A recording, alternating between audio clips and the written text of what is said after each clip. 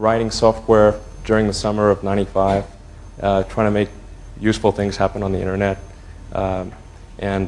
I wrote something that allowed you to get maps and directions on the internet, and then something that allowed you to do online manipulation of content, kind of a really advanced blogging system.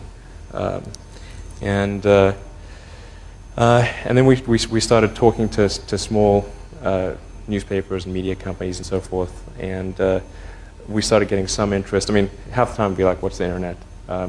Even in Silicon Valley. But then occasionally somebody would bite, and we'd get a little bit of money from them.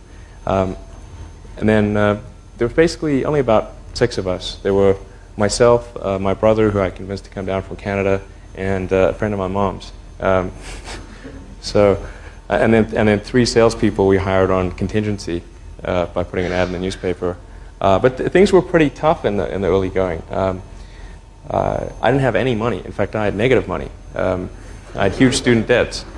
So, in fact, I couldn't afford a place to stay and an office. So I rented an office instead, because I got a cheaper office than I could get a place to stay. And then I just sort of slept on the futon and showered at the YMCA on Page Mill in El Camino.